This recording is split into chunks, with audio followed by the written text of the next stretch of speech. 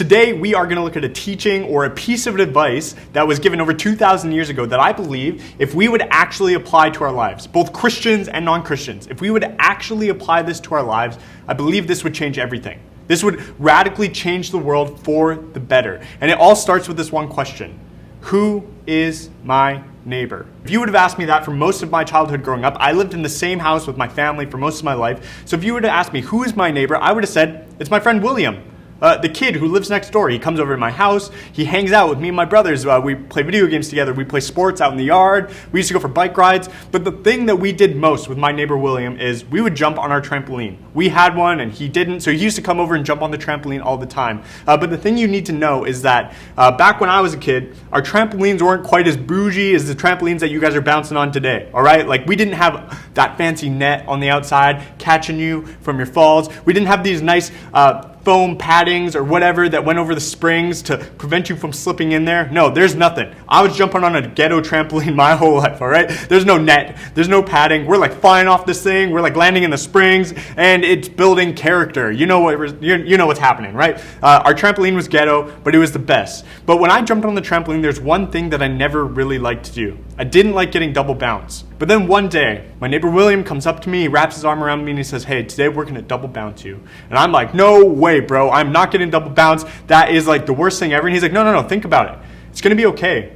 It's tons of fun, and no one has ever gotten hurt getting double bounce. Like, we've been doing it for years. No one ever gets hurt. So I think about it a little bit, and I'm like, yeah, you know what? You're right. I'm going to do it. I'm not scared of heights. I'm scared of getting hurt falling from heights. So, like, why not get double bounce? Like, I'm going to do this. It's going to be awesome. So here we are. My older brother, my neighbor William, we're bouncing. 1, 2, 3. They double bounce me. They both grunt like, man, and I shoot up into the air, and I'm up there, man. Like, I'm up in the clouds. There's like birds. I'm like flying in the air, and it's awesome. And then I look down, and I'm having like my Looney Tunes cartoon moment. You know when they like run off the cliff and they like freeze in the air and they like look down and they look up before they fall? I'm having this moment, and I'm looking down, and I see the one thing I did not want to see. My brother is laying flat on the ground. My neighbor William is laying flat on the ground because my trampoline had split from one end to the other, and it now no longer exists. It had been obliterated, and now there's only one place for me to land. I'm like 100 feet in the air, and it's flat to the ground I go, and I'm like falling in slow motion. I remember this. Like, I remember thinking, where am I going to land? Should I land on my brother? Should I land on my neighbor? Like, what's going to happen? And then bam, I hit the ground. Wind knocked out of me. I'm like dizzy and confused. I don't know what's going on. I'm like trying to catch my breath. It's like Armageddon. We're all like dead. And then I hear it. Laughter. Not from William, my neighbor, not from my brother.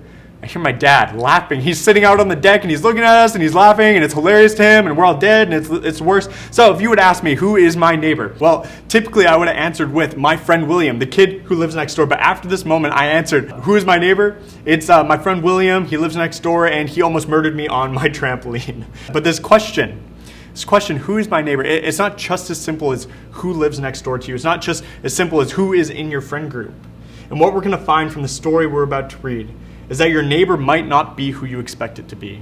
Your neighbor might not even really be who you want it to be. So we're going to be reading in Luke chapter 10, starting at verse 25. It says this, and behold, a lawyer stood up to put him to the test, saying, Teacher, what shall I do to inherit eternal life? And he said to him, What is written in the law? How do you read it? So this is a lawyer, but not a lawyer like we would know today. It's not a guy in court like trying to sue people for stealing stuff or robbing people or whatever. It's not that type of lawyer. This is a religious teacher, somebody who read and studied and taught the Bible of that day. And he goes up to Jesus, and he's asking a question about eternal life, which is a very good, fair question. He's essentially asking, how do I get in with God? If there is God, how do I get in with him? How do I get close to him? How do I build a relationship? If God's kingdom is coming down here, how do I be on the inside of that? It's a great question. But Jesus kind of answers in like a little bit of a funny way, right? Like he looks at him, he's like, you're the religious teacher, you're the expert, why don't you tell me? He kind of flips the question on him a little bit. And this is what he says. And he answered, you shall love the Lord your God with all your heart, and with all your soul, and with your strength, and with all your mind, and your neighbor as yourself. And he said to him, you have answered correctly. Do this, and you will live. So guys, if you're not really familiar with the Bible, usually when people ask Jesus questions, it doesn't really go right for them. It's like, have you ever been sitting in class and you're like kind of daydreaming and thinking about, a girl or a boy or sports or whatever you're thinking about, and then you realize that the teacher is asking the class a question, and you can't even remember what class, is this science, is this gym class, is this math, you don't know what's going on. The teacher's asking you a question, and you're thinking to yourself, oh no, don't ask me, and you feel it in your gut, they're gonna pick you, you don't even know what's going on, and then they pick you, and you're getting all sweaty, and you don't know what to say. That's what should be happening. When Jesus asks you a question, that should kind of be your response. You don't really know what's going on. But this guy, it doesn't really go that way. What does he respond? Basically, he says to inherit eternal life, he thinks that it's to love God and to love your neighbor as yourself. And this is actually a pretty good answer. He actually kind of nails it. He nails his own question. And he's quoting from the Bible. He's quoting something that all Jews in that time would have had memorized. This is the Shema, it's a great commandment, to love God and to love your neighbor as yourself. This is a great answer. So it's over. It's kind of the end of the story. Like, he's got it. Jesus can now walk away. This conversation's over. But he asks another question. And maybe this begins to reveal the heart of this guy a little bit. It says this, verse 29. But he, desiring to justify himself, said to Jesus, and who is my neighbor? Who is my neighbor? Like, come on, Jesus. This is like a vague, big concept. Like, you need to narrow it down a little bit. Like, who is in and who is out? Who do I need to love like I love myself? Is it just the people that are like me? Is it the people that live close to me? Is it the people in my community? Or are you telling me that I need to love everyone that I come into contact with just like I love myself? What's the scope? Give me the specifics. Give me the details here, Jesus. Who is in and who is out? And the real question that this guy is asking is this. What is the minimum amount of love that I have to show in order to be good enough? He's asking questions about eternal life, getting in with God. What is the minimum amount of love that I have to show to my neighbors? Who's in? Who do I have to love in order to be good enough? He's trying to make a distinction. Who is my neighbor and who is not? Who do I need to love and who do I need to ignore? Who can I hate? Who can I reject? And Jesus now, he's going to respond with a story. And once again, if you're not really familiar with the New Testament, when Jesus responds with a story, he does this often, you kind of need to buckle up. Because he's about to change everything. He's about to flip everything upside down and introduce a brand new concept. Jesus replied, a man was going down from Jerusalem to Jericho, and he fell among robbers who stripped him and beat him and departed, leaving him half dead. Now by chance, a priest was going down that road, and when he saw him, he passed by on the other side. So likewise, a Levite, when he came to the place and saw him, passed by on the other side. But a Samaritan, as he journeyed, came to where he was, and when he saw him, he had compassion. He went to him, bound up his wounds, pouring on oil and wine. Then he set him on his own animal, and brought him to an inn, and took care of him. And the next day he took out 2 denarii, a large sum of money, and gave them to an innkeeper, saying, take care of him, and whatever more you spend, I will repay you when I come back. Which of these 3 do you think proved to be a neighbor to the man who fell among the robbers? The lawyer, he said, the one who showed him mercy. And Jesus said to him, you go and do likewise. So this story is called the Good Samaritan, and this is one of the most famous stories in all of the Bible. It's so famous, in fact, that it's made its way into our modern day vocabulary. We've all heard that phrase, you're a good Samaritan. You know, we're talking about somebody who does something nice for a stranger, right? That's the basic premise. Like a firefighter comes in and saves someone, a lifeguard goes, saves someone, or more basically, somebody that would help an old lady like cross the street, like, come on, grandma, or like whatever. Or, you know, you drop your phone or you drop some money, somebody that goes and picks it up. Somebody who does something nice for a stranger. We all know this concept, we all know this phrase, but essentially what we're seeing here is that over 2,000 years ago, Jesus first introduced this concept of being a good Samaritan using this story right here. And here's the point.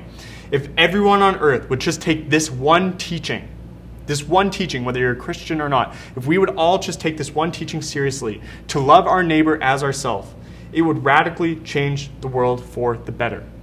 It would radically change the world for the better. Even think about like your friend group, like the 2 to 6 closest friends that you know. If all of you would just commit to loving your neighbor, to loving each other as yourself, you would tangibly see positive change in your friend group, and it would begin to spread to the people around you. This would actually change the world if we took this one teaching seriously. So in this story, we have a priest and a Levite, and what you need to know is that these were both Jewish religious characters. And the priest especially, he was a Jewish religious leader. So out of anyone who you would expect to help somebody who's broken, half dead on the ground, on the road, you'd expect these guys to help. This is like saying like a pastor and your Christian school teacher are walking by and they see this guy on the road. You would expect if anyone is going to help, it's going to be these people. But they don't even lift a finger to help. They just walk by. And maybe they have some good excuses. Maybe they're really busy. Maybe they have their own issues going on that day and they're just trying to work on themselves, but we don't really know. But they walk by, they leave this guy there. And then we get the Samaritan. And he doesn't make any excuses. He isn't too busy. He doesn't have too many other things going on. He drops it all, whatever is going on, to help this guy, to get off of his donkey or his animal, to get down, to serve and to help this guy. And this is a big twist. This is a big twist in the story. We don't really know that because we have this phrase, Good Samaritan, but this is a big twist for anyone who should be reading the story. When I was in grade 10, there was this one guy at our school who played badminton, and he was essentially the badminton team. And he used to talk a big game, and one year I just kind of got fed up with it, so I decided to join the badminton team as well because I thought I could beat him. And I did. We're playing in like our city tournament or whatever, and I beat this guy, and I make it onto zones, which would be like the next big tournament. And it's like the Southern Alberta zone. It's people from schools from all over the place, and I go, and I'm playing, and I'm winning a bunch of games. And it's kind of a shocker because I kind of did this as a joke, and now all of a sudden my whole life is like changing before my eyes, and I think maybe I'm going to go to the Olympics to play badminton. It's going to be legit. And I'm in zones, and what I begin to realize is if you finish in the top 2, so if you make it to the finals, you get to then go to provincials and play all the best players in Alberta. And this thing that started as a joke, now I'm like jacked up, I'm like trying really hard, and I'm winning game after game after game, and I get to the semifinals. And who do I see across the net from me? I see this guy that is not going to stand a chance against me. I'm not going to lie. He's not even wearing good shoes. He's wearing like skater shoes. He's wearing this like long, danky t-shirt. He is tall and stringy and skinny, and he has these big glasses on the end of his nose. He's like your stereotypical nerd. And here I am, I'm like, hey bro, you want to like rally a little bit to warm up? And we're hitting it back and forth, and this guy can barely get it over the net more than twice. And I'm just thinking like, I've got this, man. I just made provincials, this can be legit. And we start the game, and I get the first serve. I gently give it to him, and bam! He comes out of nowhere, and he just slams this thing on the ground. He pushes his glasses up, he kind of stands straight, and I realize, oh no. I've just been bamboozled. This guy is just messing with me. And the thing is that the one person I expected to be able to beat, this nerd guy, the person that I least expected to beat me, was the person that completely proved me wrong. This nerd, this lanky guy, the person who I least expected to beat me was the person that proved me wrong. And it's the exact same thing here with the Samaritan. The person that you should least expect in this story to help, the person that you should least expect to step in, is actually the person that steps in and changes everything. And what you need to know about this time period is that there is some extreme racism going on. Jews and Samaritans did not interact with one another. Jews did not like Samaritans. Samaritans did not like Jews. Jews did not talk to Samaritans. Samaritans did not talk to Jews.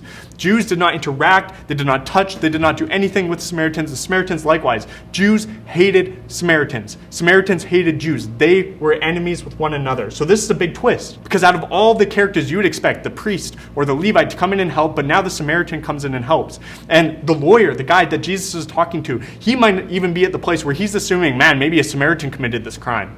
Maybe they're the cause for all of this stuff, and they've left this guy dead on the road, and then the Samaritan comes in and he saves him. This is a big twist in the story. Jesus is using the story to completely flip everything upside down, and the hard reality of this story is that the person that you don't ever expect, the person that you least like, the person who's on the outside, the person you might never even want to interact with, might be doing a better job of loving your neighbor than you are. You see, the priest didn't help.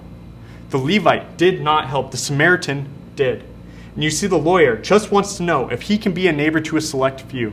He's kind of asking, can I just be a neighbor to all my Jewish friends, the people that belong to my church? Can I just be a neighbor to the people who look like me, who act like me, who talk like me? And I think we can kind of relate to this, right? We're much more comfortable loving on the people who are like us, loving like the people who are already our friends, loving on the people who are in our family, loving like the people who we don't think are weird, who are on the outside. That's what we like to do. So you need to ask yourself, who is my neighbor? Who is the person that I will help? Who is the person that I will love? Who is in my community? Who am I going to reach out to? And Jesus wants you to drastically expand your horizons. He wants you to drastically expand your definition of what a neighbor could be, and realize that the very person who is in your community, the person that you were called to love, might not be your friend but your enemy.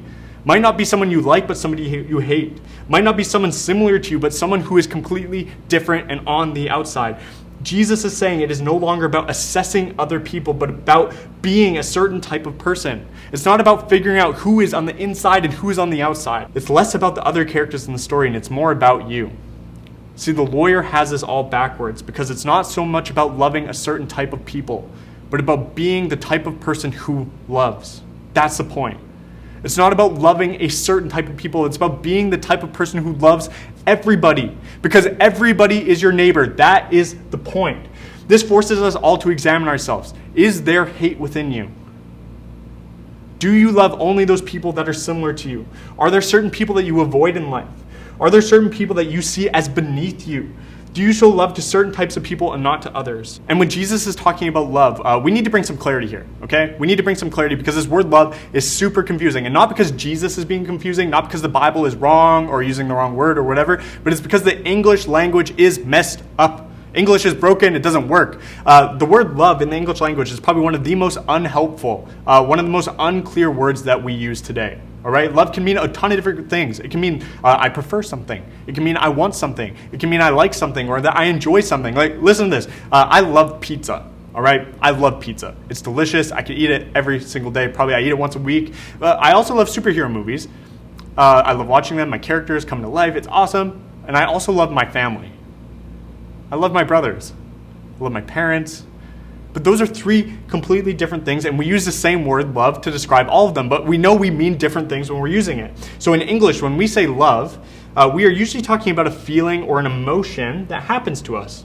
But Jesus means something totally different here. He isn't really asking us to have warm, fuzzy, emotional feelings towards each and every single person that we ever come across. No, it's more about a posture and a mindset and an action that we do from that place. And we see this in the Samaritan. There are three things that he did that we need to notice. He saw, he felt, and he responded. Okay, he saw, he felt, and he responded. And if we do these three things, that will change everything. If you see people, really see them. If you feel for them, really within you, feel for them. And if you respond to people who need you, this will change everything. He saw this man laying on the road. He saw him and he noticed. He felt for him. He felt an emotion within himself. And he thought, what if this is me? What if I was in this situation? And then he responded. He got off his donkey. He got down. He served and he helped this guy. One author, I really love this. He said, being a neighbor comes in all shapes and sizes. It does. Being a neighbor comes in all shapes and sizes. It is limited only by our failure to see, to feel, and to respond. So Jesus isn't necessarily asking us to generate this warm sense of lovey-dovey feelings for all sorts of people that we've never even met before. That'd be weird, kind of crazy, and maybe even impossible. But he is asking us to see people, to feel for people, and to respond to people, take action, and to actually help people who have a need. And he isn't asking us to do anything that he himself isn't willing to do. Jesus, when he stepped into the world, he showed love to all types of people, including you. So if you're looking for an example of what it truly means to love your neighbor as yourself, there's no better example than the person of Jesus. Because at the very core of who Jesus is this idea of perfect love. That is who Jesus is. So when you're at the bottom of yourself, when you're at the end, when you have nowhere to go, when you don't know what life is even about anymore, when you feel the weight of the world crashing on your shoulders, when you are in rebellion to God, Jesus steps in and helps you when you cannot help yourself. Jesus is the one who comes down and gives it all for us. So you may be asking, who is my neighbor? Who's the one that's going to help me? And the whole story is leading to this idea that in the end, you will not be able to help yourself, but Jesus will help you. Even when you can't, Jesus can. He is the ultimate example of love. He takes this all upon himself, living this perfect life in your place, dying this brutal death in your place, and raising again later. 3 days. Doing what no one else can for you out of this perfect love. So if you're a Christian, you need to begin asking yourself, how can you treat someone as unloved when Jesus loved them so much to die for them? When you're interacting with that weird kid or the different kid or someone who's outside of your friend group or someone that's maybe annoying or talks different or acts different than you, and you're treating them as unloved, you need to ask yourself, how can you treat someone as unloved that Jesus loved so much that he was willing to die for them?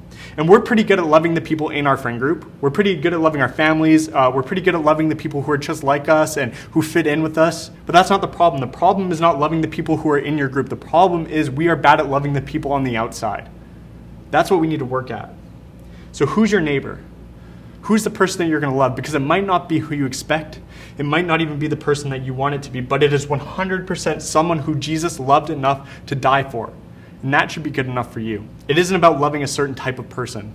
It's about being the type of person who loves everybody. Because everybody is your neighbor. And I think if we would all just take this teaching seriously, it would radically change the world for the better. That's all we have for you guys this week, and we'll see you guys next time.